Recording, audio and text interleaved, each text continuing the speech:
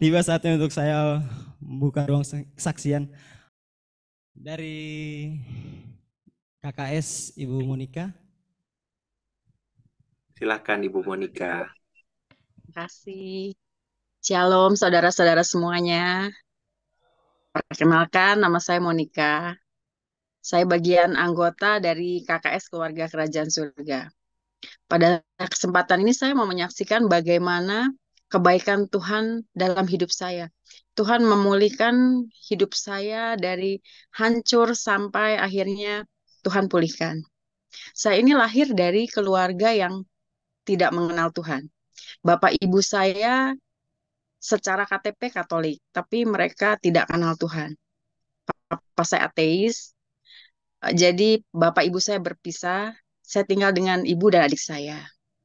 Karena ibu saya tidak bekerja, jadi saya dijadikan tulang punggung keluarga.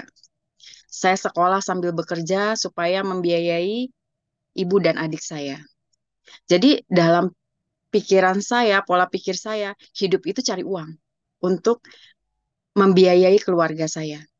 Saya kerja dari pagi sampai malam, dan itu terus saya lakukan sampai saya punya anak. Sampai saya menikah dan punya anak. Saya harus kerja keras untuk membiayai anak saya. Jadi saya setiap hari itu sibuk di kantor dari pagi sampai malam saya di kantor. Jadi waktu saya pulang ke rumah, badan saya sudah capek. Saya untuk berkomunikasi dengan anak aja saya juga udah rasanya udah capek gitu. Itu yang mengakibatkan hubungan saya itu dengan anak saya tuh seperti ada jarak. Jadi suatu hari tahun 2018 saya kena sakit autoimun. Saya sakit lupus ginjal. Sebenarnya sakit ini juga saya kaget. Itu Tuhan yang kasih tahu saya sakit autoimun.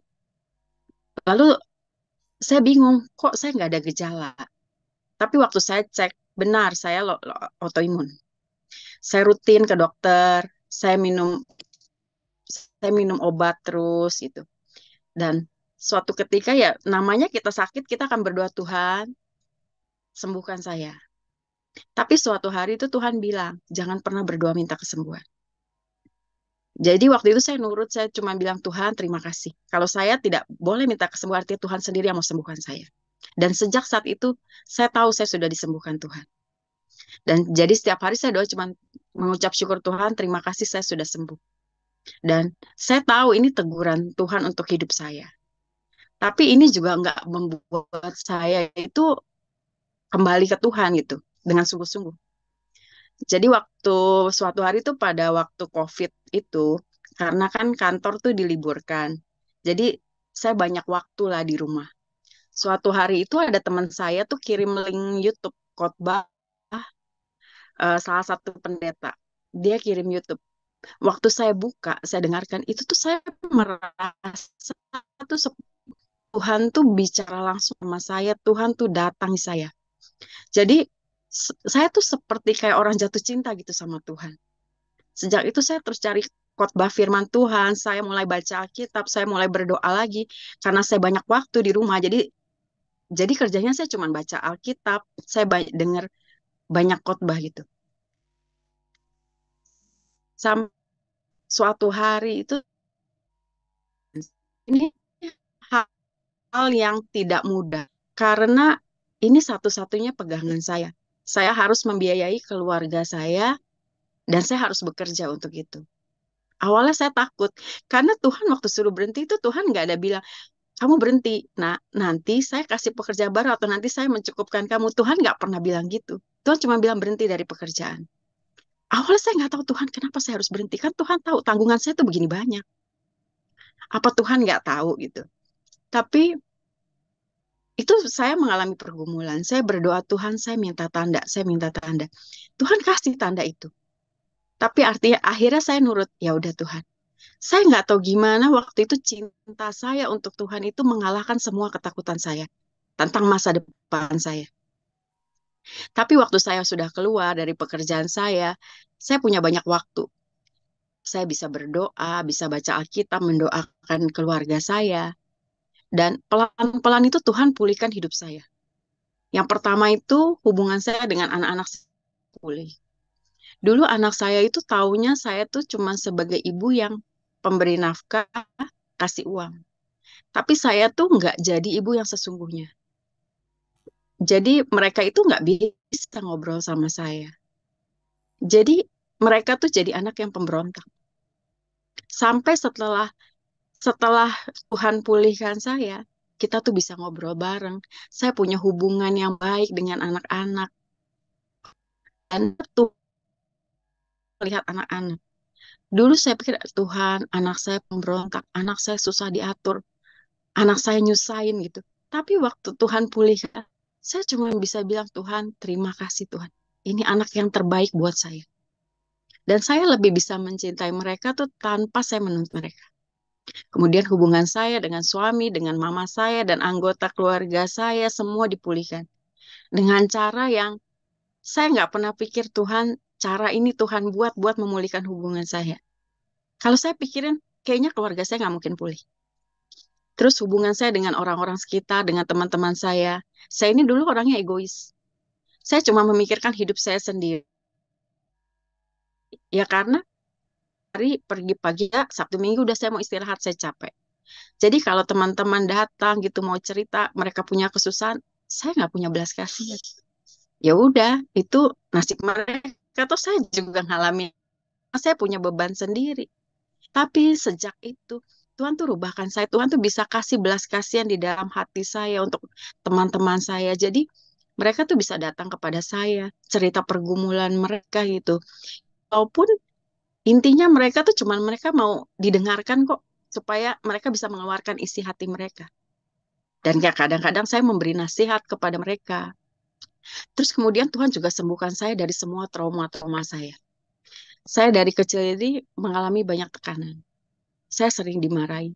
Saya tidak di, menurut saya tidak dicintai oleh orang tua saya. Saya itu nggak pernah merasakan kasih sayang orang tua itu seperti apa. Mereka tidak pernah memeluk saya, bahkan untuk ngobrol aja sama saya tuh nggak bisa. Kemudian kan bapak ibu saya berpisah.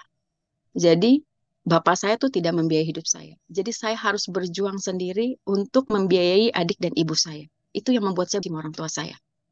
Karena bapak saya tuh tidak menafkahi saya. Menurut saya itu harusnya tugas bapak yang menafkahi anak-anaknya. Dan tugas saya anak itu cuma belajar. Dan ibu saya tuh cuma bisanya marah kalau nggak ada uang. Saya punya figur bapak, kok bapak begini amat ya. Bapak itu jahat buat saya. Dan waktu bilang diajarkan gitu, Tuhan itu bapak kita. Jujur saya nggak bisa percaya itu. Karena bapak saya aja berantakan di sini. Masa Tuhan seperti itu? Tapi waktu saya benar-benar, jadi waktu saya belum dipulihkan, itu saya kalau berdoa tuh saya hampir nggak pernah manggil bapak. Waktu saya berdoa saya cuma panggil Tuhan. Tapi waktu saya benar-benar ketemu Tuhan, dan saya tahu dia itu bapak saya yang baik. Dan saya tuh bisa berdoa, itu saya selalu panggil bapak. Dan saya tahu waktu saya panggil dia bapak, dia itu lagi benar-benar mengalirkan kasih bapak. Dan saya tuh tahu saya dicintai sama bapak. Walaupun bapak di dunia saya seperti ini, tapi saya tahu ada bapak di surga yang mencintai saya. Saya sembuh dari semua cara berpikir saya. Saya mengampuni orang tua saya. Saya tahu gitu, orang tua saya nggak sempurna, tapi saya punya bapak yang jauh. Dulu waktu kecil itu saya kalau melakukan kesalahan, pasti dimarahin. Datang ke orang, pasti dimarahin. Melakukan sapa itu saya minta ampun. Tuhan terima saya balik. Tuhan nggak pernah memarahi saya, nggak pernah menghakimi saya. Itu yang saya rasakan sebagai anak gitu. Baru saya merasakan, oh ini loh rasanya punya bapak tuh seperti ini gitu. Selama ini tuh saya juga nggak pernah bersyukur dengan apa yang saya punya. Saya selalu lihat Tuhan, kok orang lain hidupnya enak ya. Nggak perlu susah-susah cari uang. Nggak perlu keluarganya harmonis. Tapi saya itu nggak ngalamin itu semua. Tapi setelah saya ketemu Tuhan, hidup saya dipulihkan. Tuhan ubahkan cara mata saya melihat keluarga saya. Saya cuma bisa mengucap syukur Tuhan. Ini keluarga terbaik yang Tuhan berikan buat saya. Saya cuma bilang, Tuhan, jadi kayak contohnya gini ya, saya sama anak-anak saya. Saya bisa pergi ngobrol dalam perjalanan gitu. Saya cuma bilang, Tuhan makasih ya. Anak saya bisa ngobrol sama anak saya, bisa bercanda. Sedangkan di luar sana kakak adik, orang tua anak semua ribut. Bahkan ada yang sampai ke pengadilan. Tapi saya tuh ngalami yang luar biasa gitu. Saya diubahkan cara pandang saya melihat mereka. Saya melihat dengan mata Tuhan melihat anak-anak saya. Dan saya juga punya waktu. Sekarang ini saya punya pekerjaan yang saya tuh nggak perlu kerja dari pagi sampai malam. Tapi saya punya waktu untuk melayani orang-orang di sekitar saya. Jadi kalau saya menghadapi masalah tuh saya tenang. Saya tahu apapun yang terjadi, Tuhan terima kasih. Semua masa lalu saya ini yang terbaik buat saya. Ini yang Tuhan berikan karena Tuhan tahu yang terbaik untuk saya. Dan Tuhan pegang kendali dalam semua hidup saya. Jadi apa yang saya nggak pernah pikirkan, saya nggak tahu gimana caranya hidup saya yang udah ruwet, hidup saya yang broken home, hidup saya yang hancur-hancuran, Tuhan bisa pulihkan. Saya nggak pernah bisa bayangkan itu. Tapi Tuhan itu berikan yang terbaik buat saya. Apa yang nggak pemulihan yang saya nggak pernah pikirkan buat saya berpikir hidup ini akan seperti ini. Saya berjuang sendiri. Tapi waktu saya ketemu Tuhan, Tuhan tuh benar-benar memulihkan saya, benar-benar memulihkan total. Jadi saudara-saudara, di Yeremia 29 ayat 12, firman Tuhan bilang gini, dan apabila kamu berseru dan datang untuk berdoa kepadaku, maka aku akan mendengarkan kamu. Dan apabila kamu mencari aku, kamu akan menemukan aku, dan demikianlah firman Tuhan, dan aku akan memulihkan keadaanmu. Jadi saudara-saudara, Tuhan sudah memanggil kita, jangan pernah keraskan hati kita. Tapi benar-benar kita alami, kita ketemu Tuhan secara pribadi, minta Tuhan melawat kita. Karena satu perjumpaan dengan Tuhan itu yang akan merubah hidup kita. Karena waktu kita berjumpa dengan Tuhan, kita berjalan dengan Tuhan, Tuhan mau pulihkan kita semuanya. Pemulihan yang kita nggak pernah pikirkan sebelumnya, itu yang Tuhan sediakan buat kita. Kalau Tuhan bisa pulihkan saya, Tuhan bisa pulihkan hidup saudara semua. Amin. Tuhan Yesus memberkati. Terima kasih. Terima kasih Bu Monica. Kita semua berharga di mata Tuhan, amin. Dan Dia sangat mengasihi kita. Dan tidak ada seorang pun yang dapat memisahkan kita dari kasih Kristus. Berserulah pada Tuhan, cari, maka Dia akan memulihkan segala sesuatu, amin.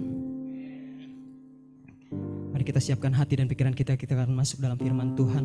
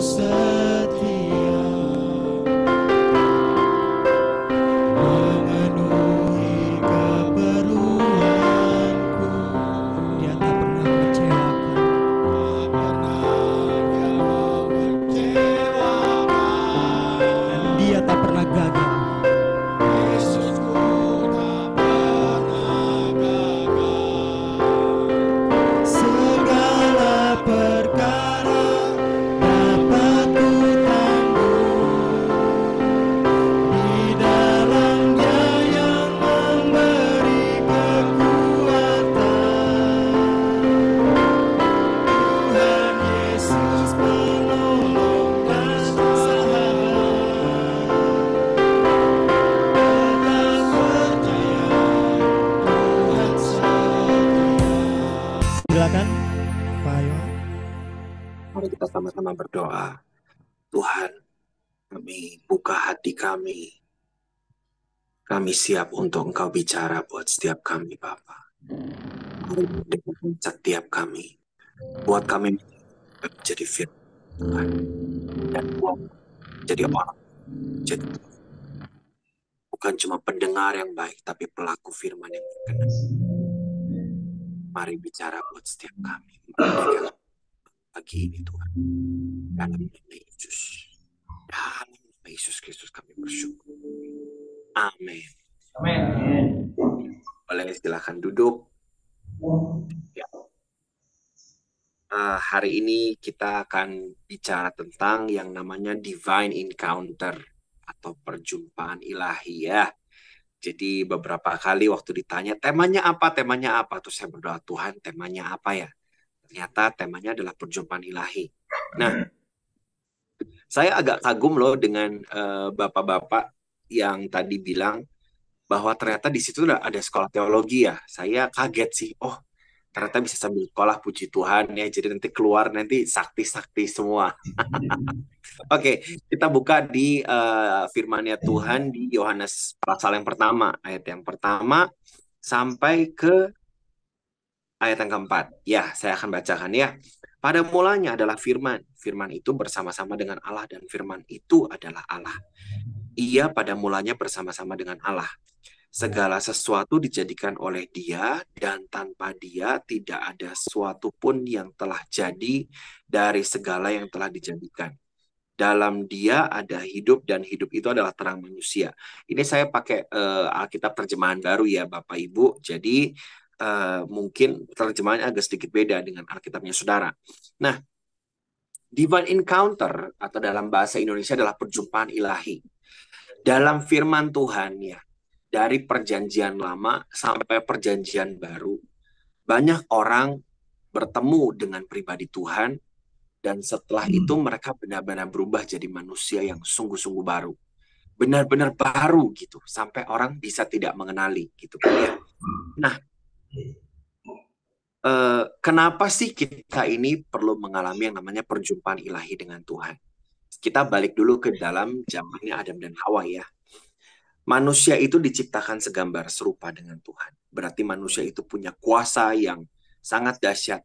Manusia itu punya kemuliaan yang begitu ajaib. Tapi karena kejahatan Adam, akhirnya manusia kehilangan kemuliaannya. Nah, perjumpaan dengan Tuhan, atau kalau sekarang adalah menerima Yesus sebagai Tuhan dan Juru Selamat, gitu, mengizinkan Dia kembali memulihkan kita menjadi status kembali anak Allah, itulah yang disebut dengan perjumpaan ilahi, gitu kan ya. Tapi dengan bahasa lain, saya mau bawa kita pakai bahasa yang apa ya? Ada yang namanya kairos dan kronos. Kok kairos dan kronos? Ada yang namanya logos dan rema. Nah, logos itu bukanlah firman yang tertulis, tidak sesederhana itu, saudara. Tapi logos adalah keseluruhan dari firman. Keseluruhan dari firman, gitu kan ya. Dan rema adalah bagian dari firman yang bersentuhan dengan kita. Itulah yang mengubahkan akan hidup kita. Contoh misalnya gini, apa ya firman yang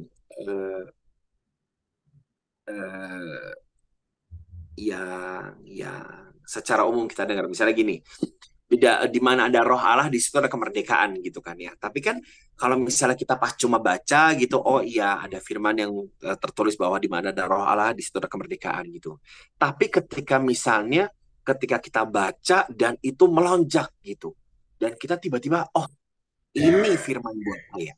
Nah itu adalah bicara soal rema, di mana Roh Kudus mewahyukan firman itu bersentuhan dengan kita. Dan kita benar-benar menyadari bahwa, oh, saya ini adalah bait suci, bait Allah. Dan di dalam saya ada roh Tuhan. Dan di mana ada roh Tuhan, di situ ada kemerdekaan. Dan ketika roh Tuhan ada di dalam saya, berarti saya benar-benar merdeka. Jadi apapun keterikatan kita, apapun kebodohan kita, apapun kecenderungan dosa kita, dalam keajaiban Tuhan, kita itu mengalami kemerdekaan. Apakah itu terjadi dalam satu malam? Bisa, saudara. Apakah itu bisa terjadi dalam proses hidup kita? Bisa. Kita tidak boleh batasi Tuhan dengan caranya Dia memerdekakan kita. Nah, itu contohnya kita yang namanya mengalami perjumpaan ilahi. Nah, dalam firman Tuhan ya, kalau saudara perhatikan gitu, waktu di Alkitab ada cerita yang namanya Yusuf. Nah, Yusuf itu kan mengalami yang namanya begitu banyak proses ya. Kan dia mengalami mimpi, lalu setelah mengalami mimpi, dia dibenci sama saudara-saudaranya. Setelah dia dibenci sama saudara-saudaranya, dia dijual. Dan setelah dijual, dia jadi budak. Dari budak, dia akhirnya naik ke rumahnya Potifar, gitu kan ya, jadi pengelola rumahnya Potifar. Tapi ngalamin fitnah lagi. Lalu masuk dalam penjara. Dan waktu di penjara dia ketemu dengan juru minuman raja, lalu juru rotinya raja, lalu uh, lama setelah itu akhirnya tiba-tiba dalam satu hari itu dia diubah menjadi Perdana Menteri, saudara. Nah, kalau saudara lanjut ceritanya nanti saya nggak punya banyak waktu ya, nanti saudara bisa baca cerita tentang Yusuf ya di kitab Kejadian. Nah, setelah itu Yusuf bertemu dengan saudara-saudaranya. Itu. Nah, pertanyaannya di sini begini, apakah saudara-saudaranya itu mengenali dia atau enggak? Ternyata saudara-saudaranya Yusuf itu tidak mengenali Yusuf. Nah, saudara, seringkali ketika kita ini mengalami proses Tuhan, kita mengalami divine encounter, perjumpaan ilahi dengan Tuhan, itu membuat kita menjadi pribadi yang sangat berbeda. Selain dengan karena memang sudah lama nggak ketemu saudara-saudara Yusuf dengan Yusuf, tapi ada sesuatu yang ilahi yang dari pribadi Tuhan mengubahkan Yusuf sehingga dia itu menjadi orang yang sangat berbeda. Benar-benar beda banget. Sampai pas Yusuf ngomong, aku inilah Yusuf yang kamu pernah jual. Kaget mereka. Karena benar-benar beda sekali. Nah, saya mau kesaksian sedikit, saudara. Saya itu ngalamin Tuhan itu benar-benar ngalamin perjumpaan ilahi dengan Tuhan ya. Itu waktu itu saya lagi retret anak-anak muda dan itu cowok semua. Lalu pendeta saya waktu itu dari Amerika, dia tumpang tangan, lalu dia peluk saya, dia bilang gini, Yoha, jangan terlalu banyak mikir. Nah gitu kan ya. Saudara bayangin ya, kata-katanya kan sederhana, jangan terlalu banyak mikir. Dan dia ngomong lembut banget gitu. Tapi saya nangis kejar-kejar sejam, saudara. Apa hubungannya dari dia ngomong jangan terlalu banyak mikir dengan saya ngalamin nangis habis-habisan selama 1 jam. Tapi dalam saya nangis itu selama 1 jam, saya ini nggak ngerti kenapa saya nangis, apa yang saya tangisin. Lalu sambil saya nangis, saya juga ngomong gini, Tuhan, kenapa ya saya kok mau nangis terus ya? Tapi kok saya nggak bisa berhenti gitu. Tapi setelah 1 jam itu saya nangis ya saudara.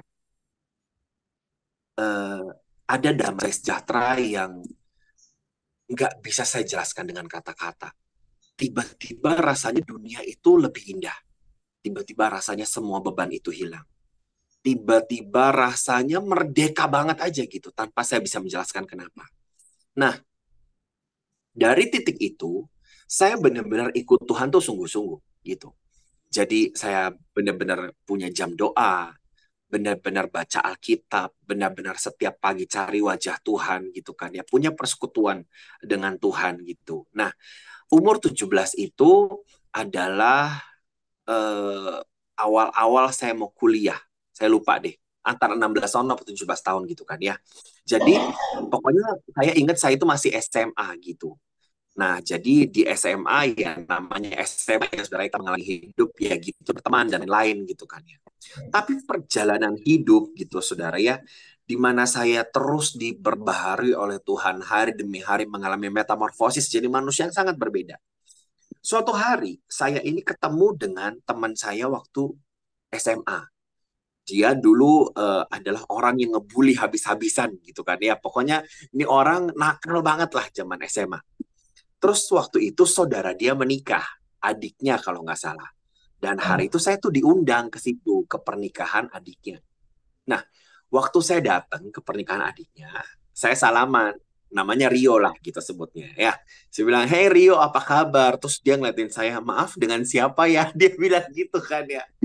Saya bilang gini, halo saya ini Yoha. Saudara dia tuh sampai mau loncat, saking kagetnya ketemu saya. Nah, terus kan, kenapa kamu nggak kenalin saya? Dia bilang gini, yo, lu beda banget katanya. Beda banget sama yang lu waktu SMA. Sampai dia benar-benar nggak kenalin saya.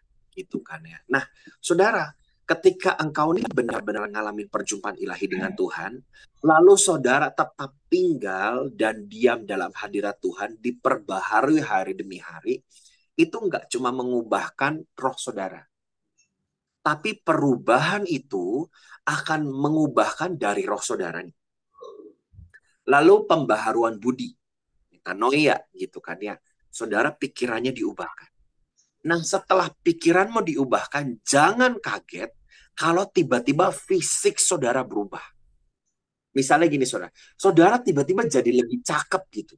Saudara tiba-tiba kayaknya orang ketemu saudara bisa, wow, ini orang berurapan. Nah, hal seperti itu tuh bisa terjadi.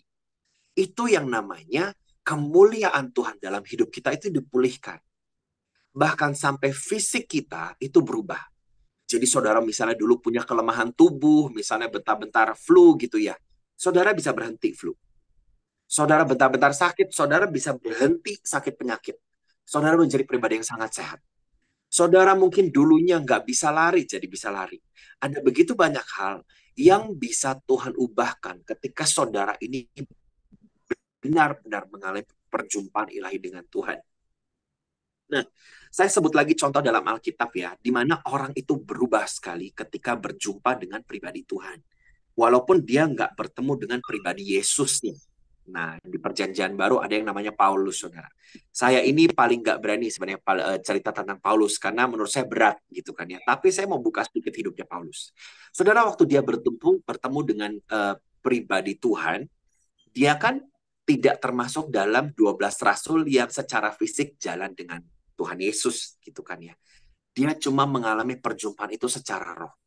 Dan itu membuat dia buta, lalu dia berubah gitu kan ya. Tapi selanjutnya dia mengenal Yesus itu dari mana? Saudara mungkin bertanya-tanya, iya ya. Setelah itu dia kenal Yesus ini dari mana ya? Kok bisa jadi pribadi yang hebat banget gitu? Dari mana dia kenal Yesus? Dari firman, saudara. Dari cerita-cerita orang tentang Yesus. Dari perenungannya dengan Yesus. Dari rema, setiap kali ada orang cerita tentang Yesus, cerita tentang karakternya Yesus, dia ketemu dengan murid-murid, lalu itu mengubahkan hidupnya.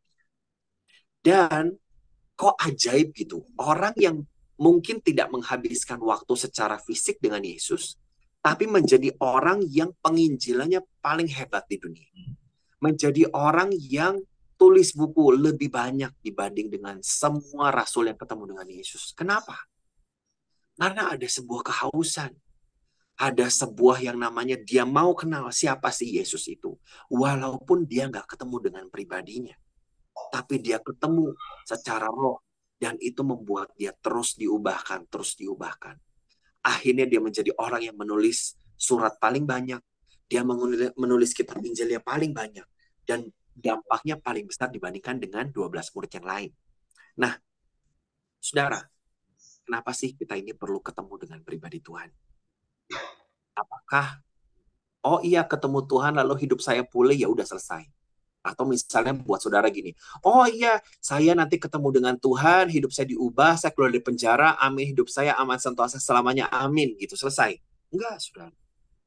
Jangan lupa bahwa ketika engkau bertemu dengan Tuhan, engkau diberkati, lalu engkau menjadi berkat.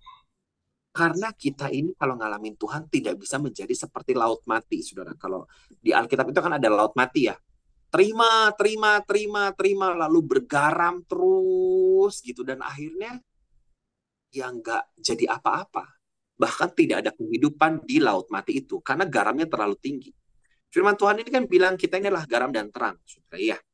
Tapi kalau terus terima garam, dan garamnya tidak dibagi kepada siapa-siapa, saudara tidak memberi rasa kepada dunia ini, ya apa gunanya? Tapi saya mau tekankan, saudara, ketika engkau bertemu dengan Tuhan, hidupmu pulih. Percayalah, dalam satu takaran tertentu, ketika itu bencanamu semakin penuh dan akhirnya tumpah-tumpah dan berlimpah-limpah. Akhirnya gini, orang ketemu saudara, tiba-tiba bingung gini, kenapa ya? Saya ketemu kamu, kok saya mau cerita tentang masalah saya. Saya ketemu kamu, kok saya ngalami Tuhan. Dan begitu banyak hal. Saya ketemu kamu kok rasanya damai sejahtera aja. Saya ketemu kamu kok belum saya cerita rasanya masalah saya ini. Nah, saudara, hal-hal seperti itu yang akan benar-benar menjadi dampak. Hari ini mari renungkan betul.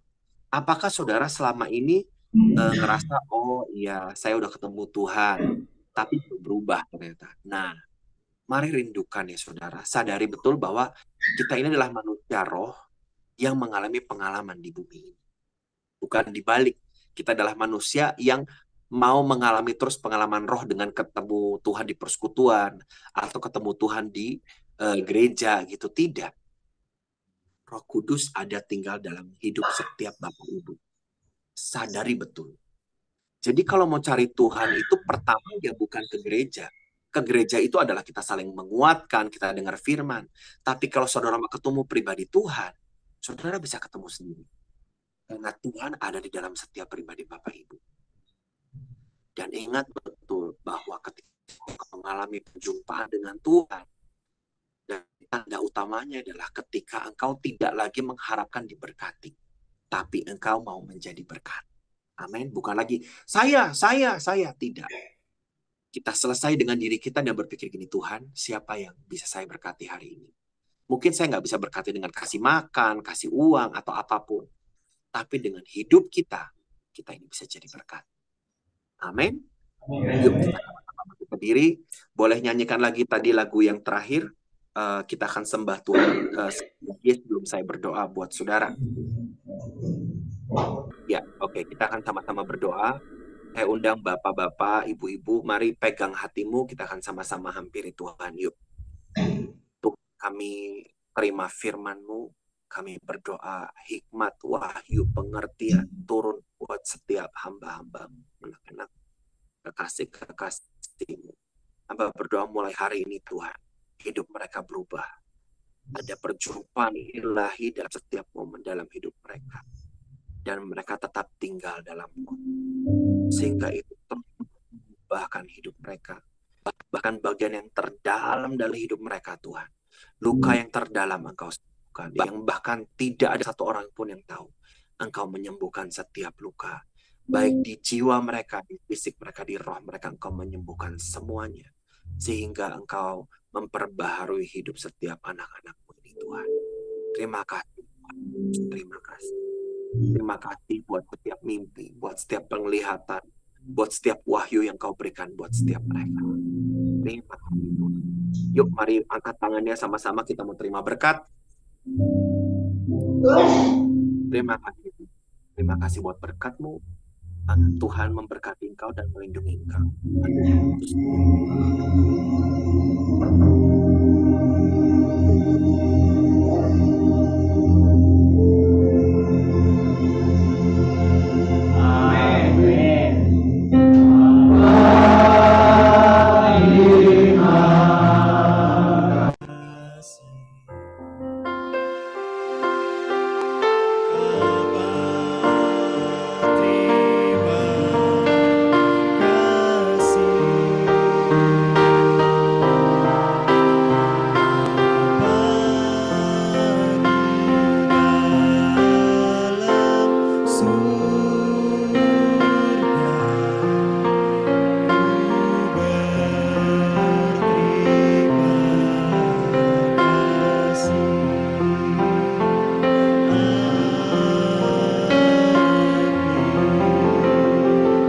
Ibadah telah selesai. Tuhan Yesus memberkati.